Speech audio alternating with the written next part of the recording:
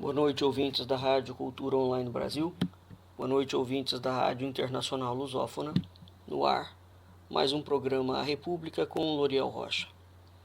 O tema do nosso programa de hoje será a leitura do artigo do economista e professor José Luiz Oreiro. Esse artigo foi publicado no blog dele. Eu vou deixar o link depois disponível no canal IMUB do YouTube, para que vocês possam ter o artigo na íntegra. E esse artigo foi escrito agora, no início de fevereiro, dia 1º de fevereiro de 2020. O artigo é muito interessante porque fala sobre economia, não é? Nós já fizemos vários programas de rádio voltados para uma explicação historiográfica,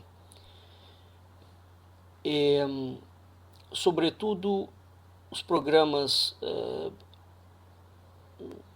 focados na denúncia e na argumentação absolutamente consistente que o diplomata e professor Adriano Benagnon havia feito ainda nos idos da década de 80, 80, 90, e ele foi aprofundando isto, que diz respeito ao seguinte. Vamos repetir mais uma vez. A Constituição de 88, a chamada Constituição Cidadã, portanto, foi a primeira Constituição feita depois do período do regime militar, não é? Então é preciso ter essas datas em perspectivas. O Brasil estava saindo do regime militar. O governo do José Sarney era, portanto, o primeiro governo não eleito, né? Porque o primeiro governo eleito foi o do Collor. Foi o primeiro governo não eleito e que foi empossado ilegalmente através de uma butinada do general Newton Cruz, né? Mais uma vez. Portanto, o governo que abre a nova república é ilegal. Isso significa que a coisa ali já tem um contorno realmente sui generis. Mas, então, nessa Constituição, foram inseridas cláusulas para levar o Brasil a um colapso institucional e financeiro dentro de aproximadamente 30 anos, mais ou menos. Veja, o Brasil está saindo da redemocratização, da ditadura, do período do regime militar, que foi uma ditadura, não é? A quem interessava naquela altura, a qual grupo, a qual poder, porque quando a gente fala em poder, há dois tipos de poder, não é? Poder é aquilo que tem meio de ação. Então você tem um poder que submete o Estado, ou você tem o Estado submetendo outros poderes, certo? Quando o Estado submete outros poderes, por exemplo, a gente tem a ideia do marxismo, ou a ideia dos socialismos, de uma forma geral, né? Quando você tem outros poderes submetendo o Estado ou controlando o Estado, nós temos a ideia dos liberalismos ultrarradicais. Assim, a grosso modo, né, essa seria, digamos, a diferença, né? Então, como é que era o regime no período militar? Era um regime com característica autocrática. Portanto, regimes autocráticos são socialismo, marxismo, comunismo, fascismo, né? São todos os tipos de autoritarismos. O que é um autoritarismo? Um autoritarismo é quando o Estado submete outros poderes. Tá certo? Bem, então o regime que o Brasil tinha acabado de sair era exatamente este, o Estado submetendo outros poderes. Esse regime sempre foi o regime do Brasil, desde 1822 para cá. O que acontece é que o Estado, submetendo outros poderes, portanto, a socialização contínua do Brasil, eu também já tenho falado muito sobre isso, é um projeto, né, de Estado que corre contínuo desde 1822, independentemente de quem esteja à frente do governo federal, né? Mas então, tendo em perspectiva essas considerações todas, a qual poder interessa, não é, para levar o Estado brasileiro a um colapso institucional e financeiro? É isso que é preciso entender. Porque não é possível que o próprio Estado, ou é possível, né? Porque o Estado é gerido por pessoas. O Estado em si mesmo é um ente abstrato, filosoficamente falando, ele não existe, né? Ele existe porque ele é um compósito, ele é um conceito, e aquele conceito é regulado através de leis, de instituições, certo? Bem, então a Constituição de 88, ela é uma Constituição onde nós temos essa configuração absolutamente anômala. Quer dizer, quais são os poderes que estão planejando para levar o Estado brasileiro a um colapso institucional e financeiro? Portanto, para quebrar o Brasil. Ora, esse assunto da Constituição de 88 está diretamente relacionado com o que está acontecendo no Brasil. Vamos entender mais um aspecto. Desde a redemocratização, todos os presidentes, todos os ministros da Fazenda e os presidentes dos bancos centrais, com raríssimas exceções, foram todos banqueiros. Desde quando o banqueiro trabalha a favor do povo? Nunca. Não é? Então a gente tem, e é uma leva de banqueiros, todos eles associados à chamada banca internacional, ao globalismo internacional, né? Ao globalismo mais feroz, ao globalismo que tem exatamente um projeto de criação de um governo mundial. Bem, este governo mundial é o quê? É um poder submetendo o Estado, né? Para que você tenha um poder internacional que submeta o Estado, você precisa desmontar o Estado, portanto, torná-lo em um Estado mínimo. Quando as pessoas falam em Estado mínimo, elas estão falando do que especificamente? Ninguém sabe. As pessoas repetem as coisas, o leigo, né, repete as coisas sem atentar minimamente para a estruturação, a ideia, o formulário que está por trás daquela ideia, daquele discurso, né? Bem, então, ao longo desses anos, o que foi acontecendo dentro da política brasileira? A política brasileira foi sendo parasitada de uma forma jogada dentro de um amarfanhado de corrupção. Nós já fizemos um programa de rádio sobre isso também, de um trabalho que saiu recentemente, mostrando o cálculo matemático da corrupção brasileira. Um trabalho que foi feito por pesquisadores da Universidade de São Carlos. E o esquema mostrado ali, desde o início da redemocratização, é um esquema que mistura sociedade secreta com máfia. Portanto, o projeto da chamada corrupção brasileira é de fato um projeto, né? Porque ele foi minuciosamente traçado. Então nós temos uma situação completamente anômala. Mas o fato é, o Estado brasileiro, politicamente falando, foi sendo parasitado por indivíduos. Não que nunca tenha havido corrupção, hein? Sempre teve corrupção, é uma coisa que existe no mundo inteiro. No Brasil também. Mas ninguém há de falar que o Brasil era corrupto da forma como se colocou, né, dentro do âmbito político, de um modo tão escrachado de 30 e poucos anos para cá, né? Bem, 30 e poucos anos são 2 gerações. Isso é em termos de projeto, de planejamento estratégico, é inócuo, é ridículo. Inócuo não, é ridículo. É pouco tempo. Então, você obtém aquele resultado. Esse resultado planejado, obtido, eu ainda não entrei no artigo, estou fazendo um preâmbulo aqui. Esse resultado planejado, obtido, evidentemente está favorecendo alguém. Alguém planejou, não é? E quem é que vai obter?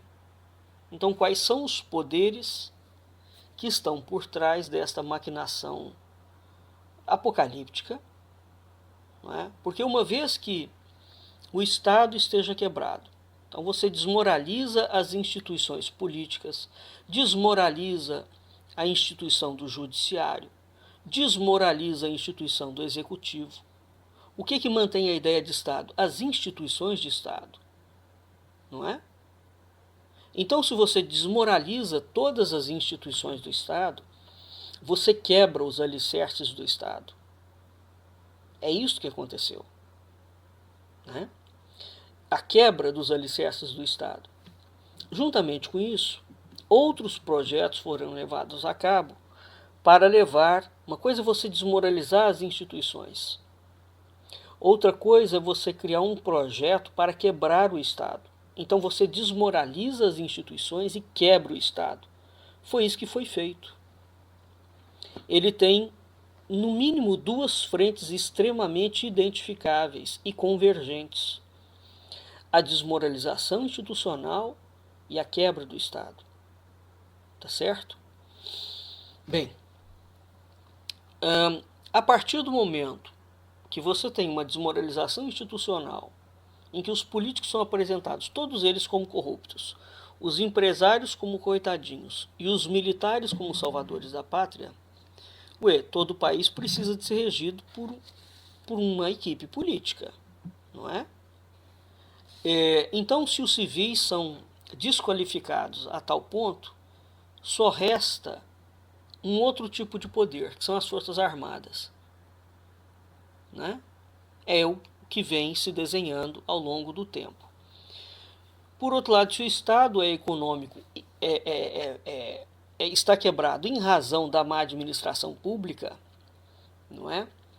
Esse, pelo menos, é o argumento. Então, qual é a saída que é oferecida? Menos Estado. Bom, esse é o caminho que foi seguido. Esse é o caminho que desembocou hoje, né, nos fatos. Então, quando a gente estuda história, é um erro gravíssimo fazer um recorte dentro da história. Uma situação histórica que está acontecendo agora, em 2020, para nós termos esse cenário de 2020 formado, no mínimo, nós temos que recuar 30, 40 anos. No mínimo. Nenhuma situação, porque se trata de um país, é um negócio gigante. Então você tem que formar uma mentalidade, você tem que formar um psiquismo, você tem que formar um inconsciente coletivo, reações, né, empresas, a economia tem que funcionar. Isso não se forma. 2 gerações é o prazo mínimo para implementar qualquer projeto, seja ele bom ou mal. Tá? Qualquer indivíduo sério sabe disso. Qualquer um. No plano da educação, no plano da saúde, qualquer lugar. Né? Quando você vai ler, por exemplo, os dados dos outros países, Singapura tem dados excelentes em educação. Bom, quantos anos levou para implementar aquilo ali? 20 anos. São 20 anos de investimento contínuo para você começar a visualizar algum resultado. O que está acontecendo agora? Então nós temos um país dirigido por banqueiros, né, que quebraram o Brasil. Isso é um fato inédito em qualquer lugar do mundo. Todos esses banqueiros são, digamos, a nata da nata da nata, pelo menos é isso que os governos vendem, né, da competência. Como é que eles são tão incompetentes a ponto de não conseguirem fazer levantar o país? Isso é um dado a se pensar. Então, a Dilma Rousseff foi retirada do poder, entre outras coisas, porque disse que a Dilma estava levando o Brasil à quebra. Não era a Dilma, o Brasil foi projetado para quebrar. Evidentemente que a Dilma Rousseff fez erros monumentais de tal forma que ela agilizou aquele processo e deixou muito evidente. Uma vez que você tem o Estado quebrado, ela foi tirada do poder e a economia brasileira entrou em crise, né, em 2014, 2016, e de lá para cá os governos, quem sucedeu ela? O Michel Temer. Já tem 4 anos que o PT não está no poder. É preciso parar de falar do PT. Tem 4 anos que ele não está no poder e a economia brasileira não deslanchou. Tá? Então, voltando aqui ao artigo, o que está acontecendo? A economia brasileira não vai deslanchar. Ela não foi projetada para deslanchar. Eles vão mudar o modelo. Enquanto o modelo não mudar, tudo que será feito será maquiagem. O artigo de José Olheiro tem como título Não. A economia brasileira não se recuperou da crise de 2014 e 2016 e talvez nunca se recupere. Muito bem, eu vou ler o artigo. Abre aspas. Entre 1980 e 2014, a economia brasileira cresceu a um ritmo médio de 2,81% ao ano, segundo dados do IPA-Data, da série PIB, Preços de Mercado, Valorização Real Anual. Instituto Brasileiro de Geografia e Estatística, Sistema de Contas Nacionais. Pronto. Ponto. A grande recessão, iniciada no segundo semestre de 2014, a respeito das causas, a grande recessão, iniciada no segundo semestre de 2014, produziu uma queda acumulada de 6,70% no período 2014-2016. Formalmente, a economia brasileira sai da recessão em 2017, ano que apresentou um crescimento de 1,32% do PIB, valor 53% inferior à tendência de longo prazo para o período de 1980 a 2014. Em 2018, o crescimento foi de 1,31%, repetindo assim o desempenho de 2017 e ficando novamente abaixo da tendência de longo prazo. Prestem atenção a esses dados. Tá? Então, entre 1980 e 2014, a economia cresceu a um ritmo de 2,81% ao ano. Vejam vocês que a economia não cresceu nada. Ela praticamente se mantém, né? Em 2017, o governo do Michel Temer, com aquele outro banqueiro, o Henrique Meirelles, eles começaram a falar que a economia estava melhorando. Bem, continua aqui o artigo. Esse não é o comportamento esperado para economias que saem de um processo recessivo. A teoria econômica convencional, exposta na imensa maioria dos livros, texto de macroeconomia, vê as recessões como períodos nos quais a economia opera abaixo da sua tendência de longo prazo. Nesse contexto, as flutuações cíclicas são vistas como movimentos de amplitude e periodicidade variável, em torno de uma tendência de longo prazo, que é independente desse movimento oscilatório. Dessa forma, as recessões têm um efeito apenas temporário sobre o nível de atividade econômica, pois uma vez terminada a recessão, a economia deverá crescer por algum tempo acima da tendência de longo prazo, de maneira a retornar ao nível que estaria caso a exceção não tivesse ocorrido. Isso significa que os efeitos de uma recessão sobre o nível de atividade econômica são inteiramente dissipados no médio prazo, não restando nenhum vestígio dos efeitos da mesma no sistema econômico. Ele apresenta gráficos. O fato é que, no caso brasileiro, mesmo após o fim da grande recessão, a economia se encontra crescendo abaixo da sua tendência de longo prazo, fazendo com que o nível de atividade, no final de 2018, fosse quase 20% menor do que o prevalecente caso a economia tivesse retornado, como seria de se esperar. a sua trajetória de longo prazo, uma vez terminados os efeitos da grande recessão. Então, o que ele está colocando aqui é o seguinte: dizem que o Brasil entrou em recessão, né? E a economia brasileira não cresce, mesmo dentro do escopo de quem passou a recessão. Então eles falam que teve uma recessão em 2014, 2017 o Brasil começa a sair, a recuperar. Ele fala que não. Que o gráfico e os quadros e os números do governo brasileiro, a não ser que o governo esteja mentindo, e não está, não é? Refletem isso. Mas ele vai chegar mais adiante a um ponto primordial para explicar por que o Brasil não cresce. Tá bem? Voltando. O PIB brasileiro, a preços de mercado, no final de 2018, era de 6,88 trilhões. Se a economia brasileira tivesse retornado à sua trajetória de longo prazo no final de 2018, o PIB a preços de mercado seria de 8,6 trilhões de reais, ou seja, um valor de 1,72 trilhões mais elevado. Esse acréscimo no PIB teria gerado um aumento da receita da União, estados e municípios de 550 bilhões, valor mais do que suficiente não só para gerar o déficit primário do setor público, como também para gerar um expressivo superávit primário. Está claro que, dada a magnitude da recessão ocorrida no período 2014 e 2016, não seria possível recuperar a tendência de longo prazo num período de apenas 2 anos. Considerando uma taxa de crescimento de 4% ao ano, a partir de 2017, o PIB só retornaria ao nível de tendência de longo prazo em 2033. Estão prestando atenção às datas? Para verificar a mentira do governo? Se a taxa de crescimento pós-crise fosse de 5% ao ano, a recuperação ocorreria em 2026.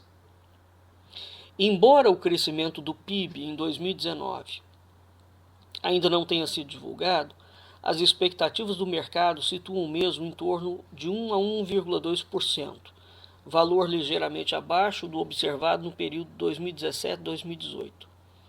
Confirmando-se o terceiro ano consecutivo de crescimento abaixo da tendência de longo prazo, não há como escapar da conclusão de que a grande recessão de 2014 a 2016 produziu uma redução da tendência de crescimento da economia brasileira. A questão relevante é saber qual o motivo. Os economistas liberais dirão que a redução da tendência de crescimento de longo prazo se deveu aos erros da política econômica do PT e à implantação da famigerada nova matriz econômica, seja lá o que isso signifique. Outros ainda dirão que é devido ao excesso de intervenção do Estado na economia, esquecendo, contudo, que o período 1980-2014, usado no cálculo da tendência de longo prazo, engloba a década de 80, pródiga e intervenção estatal na economia, e os anos dourados da administração petista, os 2 mandatos de Lula, os quais certamente puxaram a média para cima. Esses são os argumentos usados pelo governo mentiroso do Jair Bolsonaro, ou seja, o PT quebrou o Brasil e você tem um Estado muito interventor, e, portanto, o Estado interventor não deixa o Brasil crescer. Voltando. Para lidar com esse problema da redução da tendência de crescimento, os economistas liberais defendem uma agenda aparentemente inesgotável de reforma. Teto dos gastos, reforma trabalhista, reforma da Previdência, nova reforma trabalhista, reforma administrativa, PEC emergencial, etc. O fato é que estamos no 4º ano da nova era da gestão liberal, iniciada com o impeachment de Dilma Rousseff, e o crescimento econômico continua pífio. A equipe econômica do governo promete acelerar o crescimento em 2020 para incríveis 2,5% ao ano, querendo fazer parecer para a opinião pública de que se trata de um grande feito de engenharia econômica. Não é. Mesmo que esse valor seja obtido em 2020, e sobre isso pairam muitas dúvidas no ar, ainda assim será menor que a média do período 1980-2014 e, portanto, insuficiente para eliminar o hiato de crescimento originado a partir de 2014. Na minha visão, a redução do potencial de crescimento de longo prazo é um fenômeno que vem ocorrendo desde meados da década passada e, portanto, dentro do intervalo temporal das administrações petistas, em função da desindustrialização crescente da economia brasileira.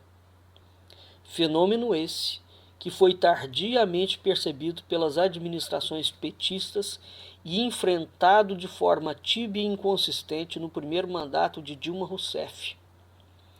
A crise de 2014-2016 piorou esses quadros, pois fez com que as empresas brasileiras suspendessem seus planos de ampliação e modernização da capacidade produtiva, o que aumentou a defasagem tecnológica da indústria brasileira, propiciou a adoção de uma agenda de consolidação fiscal baseada na contração do investimento público e do crédito do BNDES, amplificando assim os efeitos da queda do investimento privado em 2014 sob a demanda agregada, com efeitos negativos também no lado da oferta da economia, devido aos efeitos de transbordamento positivos do investimento público sobre a rentabilidade das empresas do setor privado. Então ele aqui identificou o problema. A economia brasileira não deslancha em função da desindustrialização crescente da economia. Porque o que faz a economia crescer é o que ela produz, o que ela gera de riqueza. O Brasil não tem gerado riqueza nenhuma. E pelo contrário, o governo de Jair Bolsonaro está terminando de quebrar o pífio parque industrial brasileiro. A coisa só vai piorar. Voltando. A redução do potencial de crescimento fica comprovada quando olhamos para a situação do déficit em conta corrente do balanço de pagamentos. Em 2019, o déficit em conta corrente fechou em 2,76% do PIB, apesar da economia brasileira estar crescendo a um ritmo um pouco maior do que 1% desde 2017. Esses números mostram claramente que uma aceleração significativa do crescimento da economia brasileira, por exemplo, para a sua tendência de longo prazo, de 2,88%, deverá produzir um aumento insustentável do déficit em conta corrente, o qual poderá facilmente passar de 4% do PIB. Então, apesar de todas essas aparentes reformas que estão sendo feitas, isso não vai resolver o problema do Brasil. Aliás, o economista Eduardo Moreira tem falado isso insistentemente no seu canal do YouTube. E o governo criminoso desses militares golpistas que botaram um outro banqueiro para terminar de destruir o Brasil e de entregar o Brasil para o governo mundial. Voltando. Se o crescimento da economia brasileira permanecer num patamar medíocre, então nenhum ajuste fiscal será capaz de arrumar as contas do governo. O Brasil irá entrar num jogo perde-perde, no qual o Ministério da Economia irá lançar propostas atrás de propostas de emenda constitucional, com o objetivo de acabar com os privilégios do funcionalismo público. Haja vista que se trata do único segmento da sociedade ainda protegido contra o empobrecimento geral do país, resultante dos efeitos de longo prazo da crise de 2014 e 2016. Já que não é possível aumentar a renda dos que trabalham no setor privado, devido à crescente uberização da economia, filha bastarda da desindustrialização. A solução dos economistas liberais é empobrecer os servidores públicos para assim diminuir a desigualdade na distribuição de renda no Brasil. E assim nosso país caminha a passos largos para sair da armadilha de renda média para cair, talvez para sempre, na armadilha da pobreza. Bolsonaro diz que vai avaliar a recriação do Ministério da Segurança Pública. Bolsonaro tem dito que vai trabalhar, ele não, desculpe, o Paulo Guedes, né? Desculpe, eu troquei os assuntos aqui. Deixa eu explicar esse trecho aqui do artigo. O crescimento da economia brasileira, então veja, em 1988, nós temos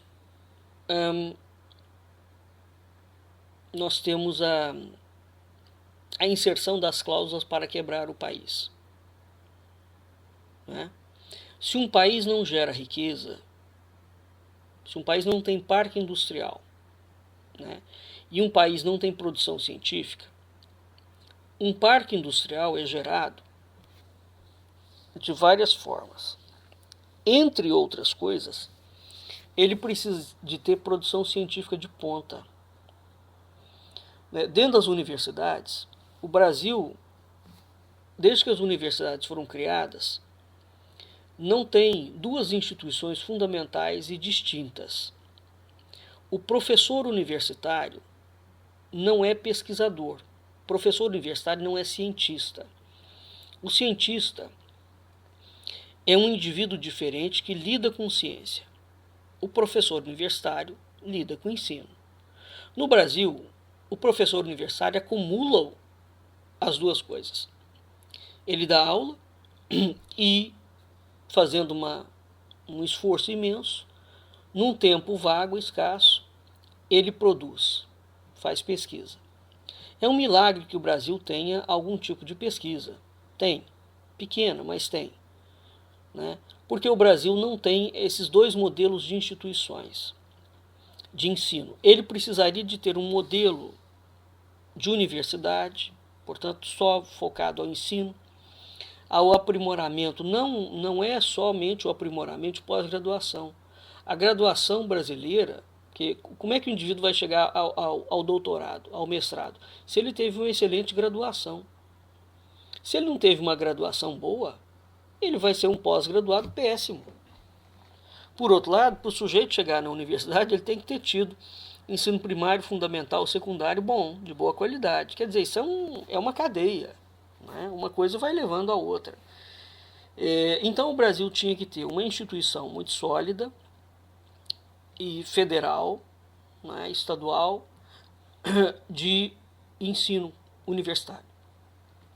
E ele teria que ter outras instituições ligadas à pesquisa, separada uma da outra.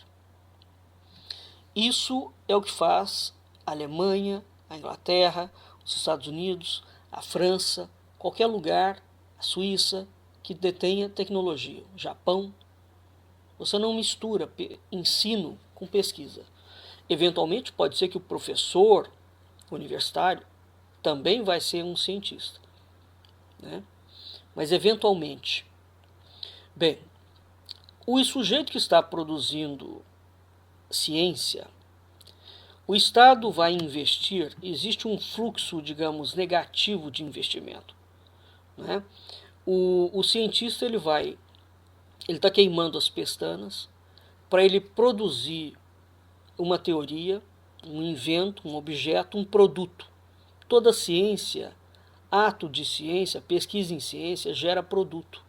O telefone que nós usamos, o carro, as cadeiras, tudo que nós consumimos, tudo que chega até o consumidor final, em forma de produto, comida, não há nada que não tenha passado pelo banco da ciência. Tá? Nada. Portanto, se um país não tem uma estrutura de ciência, portanto, professores que estão produzindo, né, e até esse produto, e até esse produto de pesquisa ficar pronto, o governo investe a fundo perdido. Em qualquer lugar do mundo é assim, tá? O governo investe a fundo perdido naquilo ali. Quando aquele produto, né, está desenvolvido, Aí entra o setor privado e vai, em parceria com o governo, gerar um produto que vai chegar ao consumidor final. Não é papel do governo gerar o produto de ciência que chegue ao consumidor final. O governo não vende coisa. Quem vende é o mercado. Bem, então veja, o Brasil não tem este trânsito. Então quando você fala o seguinte, a indústria brasileira, quem movimenta a indústria brasileira? Qual é o campo de pesquisa que gera produto para a indústria brasileira? Né? Indústria de carro aqui. As indústrias de carro são geradas, as peças, os motores, o quanto é gerado dentro do Brasil, em termos de pesquisa. Para chegar até a peça, você comprou um carro W,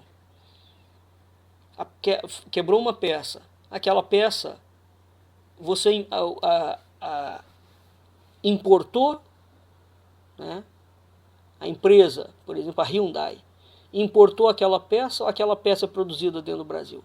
Não, a peça pode até estar sendo produzida dentro do Brasil, mas o modelo não foi criado aqui. Percebe? São coisas completamente distintas. Quem desenvolve os motores da Mitsubishi é no Brasil? É óbvio que não, é no Japão. Então o Brasil replica, pega aquele protótipo, traz para cá e produz aqui. Só isso. Então a desindustrialização brasileira, por trás da desindustrialização brasileira, o que existe? Existe uma crise, um projeto absolutamente monumental de desmonte das instituições de ensino. Não é? Completo. Há uma falência geral na estrutura. É isto que esse artigo finaliza dizendo isso. Quer dizer, o Brasil não consegue arrumar as suas contas porque o Brasil não produz nada. E mesmo para ele começar a viver só daquilo que ele tem no subsolo, o pré-sal. Como é que o pré-sal foi extraído? Tecnologia brasileira. Investimento da Petrobras. E que agora o governo criminoso do Jair Bolsonaro entregou de bandeja. Recurso estratégico. Você não privatiza recurso estratégico. Petróleo, gás, água. Água gera eletricidade, gera luz. Né?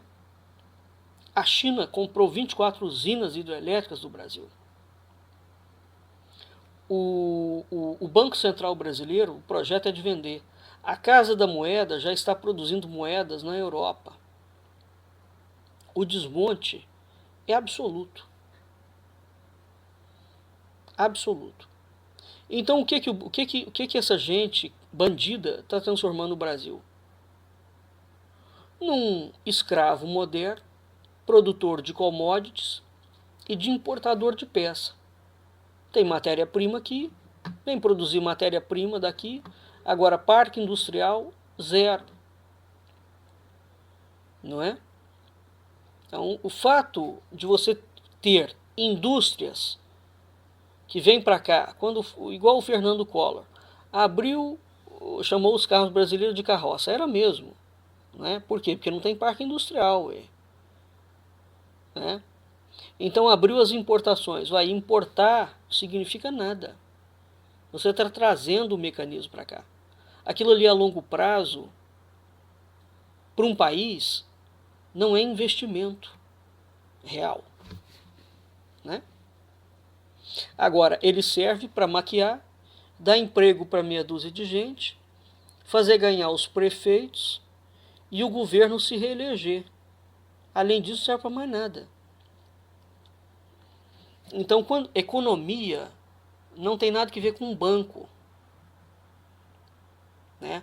Os bancos brasileiros crescem absurdamente. Eles têm lucros que nenhum banco do mundo tem. E a economia brasileira não cresce. Então, de onde que o banco tira tanto dinheiro? Então, uma outra mentira que eles criaram. O problema do Brasil é o funcionalismo público. Não. O problema do funcionalismo público é o excesso de regalia dele. Não é o salário dele, não. Um juiz tem que ganhar bem exatamente para ele não ser corrupto, né? Em tese.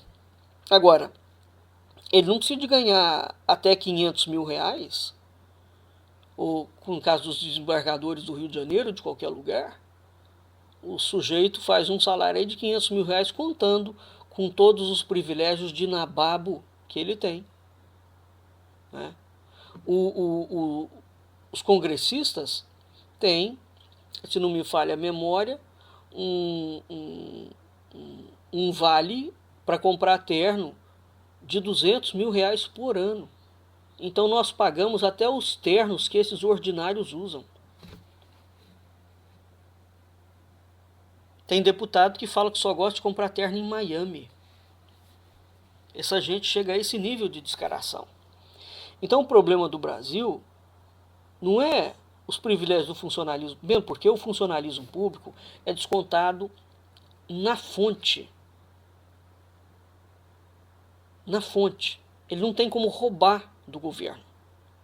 Então o funcionalismo público paga, de fato, para ter aposentadoria integral. Ele paga por isso. Ele é descontado na fonte. O governo não está dando para ele nada demais. Tem militares, por exemplo, não todos, mas tem militares que pagam para que as suas esposas e filhas recebam a aposentadoria. Ele paga separadamente da aposentadoria dele. Percebe? Então, há casos e casos, hein? O fato é o seguinte, o problema do Brasil, mesmo com todos os privilégios de nababo do funcionalismo brasileiro, isso envolve o quê? Isso envolve as três forças armadas, envolve o executivo, o legislativo e o judiciário. Bem, né? Mesmo que o Brasil continuasse do jeito que ele está, não é isso que quebra a economia brasileira. Literalmente. O que quebra a economia brasileira é que o país não produz nada. Ele foi inflando o funcionalismo público. Vamos entender, o Estado não produz, não é? Porque a parte do Estado que produz produto para chegar, de certa forma, à mesa do consumidor final, é o campo da ciência. Então veja que é uma parte muito pequena. O que um juiz produz como produto? Nada. O que o professor universitário, de uma forma geral, produz como produto? Nada. Um médico? Nada. A não ser que ele seja cientista. Mas se ele for cientista, ele não vai ser médico. Ele não vai ganhar. Um médico mequetrefe tira tranquilamente, particular, 200 mil reais por mês. 100 mil reais por mês. Quem ganha um salário desse? Ninguém ganha. Né?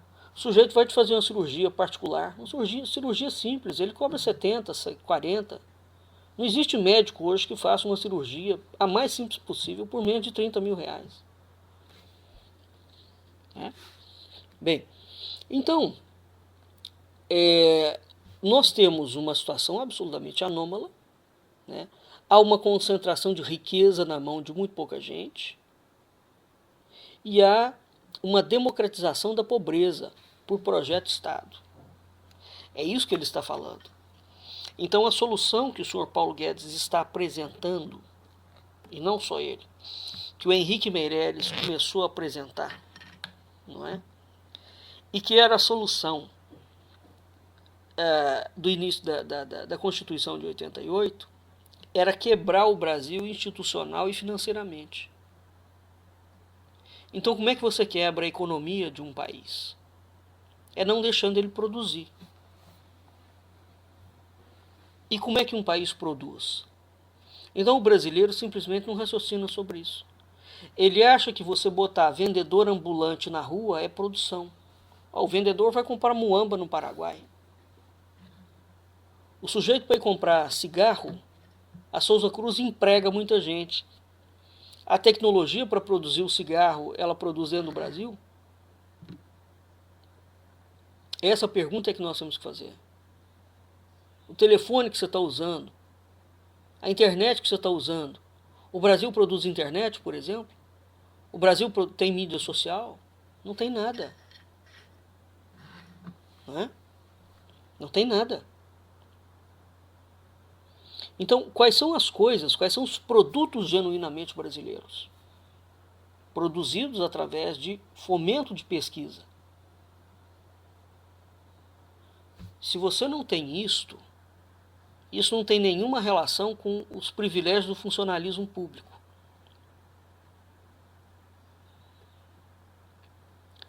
O problema da economia brasileira é a desindustrialização. E por trás da desindustrialização, veja, vamos lembrar, a indústria, são raras as indústrias que vão ter o seu parque de pesquisa. Né? Como você pode pegar, por exemplo, a Natura. A Natura produz pesquisa a partir dos laboratórios dela mesma. Né? Um grande laboratório farmacêutico produz pesquisa a partir do laboratório, exclusivamente? Sim, entre aspas, porque aquele laboratório também precisa da universidade pública, em qualquer lugar do mundo, onde são desenvolvidas outras pesquisas. É muito raro uma empresa privada desenvolver pesquisa de uma forma integral. Ela pega a pesquisa quando a pesquisa já está desenvolvida. E aí, aquilo ali dando lucro, ela aprofunda. Pode ter um ou outro caso que saia dessa regra. Mas essa é a regra geral. Né? Então, o fato de você abrir o mercado para entrar outros produtos, você não está gerando indústria, não. Você está gerando venda. Venda não é indústria. Né? Venda não é produção científica, não é cultura, não é intelecto, não é ciência, não é investimento de longo prazo que vai aí sim consolidando um país. Então, como é que a China saiu de uma miséria? Como é que o Japão saiu de uma miséria? Como é que os países asiáticos saíram de uma miséria? Investindo. E é o Estado que investe. É preciso entender isso. É o Estado. E tem que investir adequadamente. Né? De modo que a irresponsabilidade brasileira, conjugada com a superficialidade da população, que está preocupada em solucionar se ela vai ter dinheiro para comprar um frango para amanhã, quando ela não entende e não quer entender, né, o que realmente está acontecendo com o país. Evidentemente, todos nós estamos sendo enrodilhados dentro da chamada armadilha da pobreza. Ao que tudo indica, se nada mudar o quadro, é para aí que o Brasil vai caminhar mesmo. Tá certo? Portanto, a história brasileira é um projeto contínuo de enriquecimento cada vez maior de uma elite sempre atrelada a interesses dela mesma. Uma elite corrupta, uma oligarquia corrupta, estúpida, que não tem produzido praticamente nada de bom para o Brasil. Esse governo que se desenhou, que assumiu através de um golpe de Estado, branco.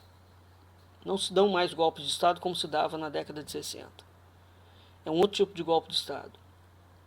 Esse governo de golpistas, eles acabaram de criar, portanto, o que foi criado dentro do Brasil foi uma superclasse de funcionalismo público militar.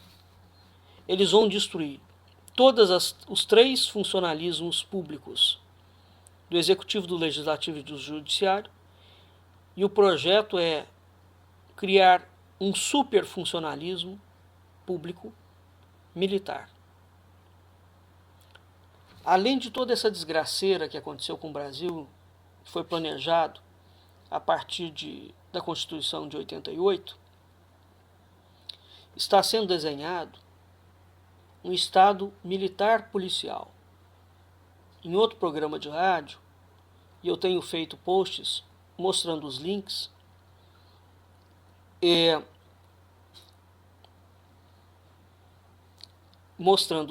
aonde existe mais de 70 projetos de lei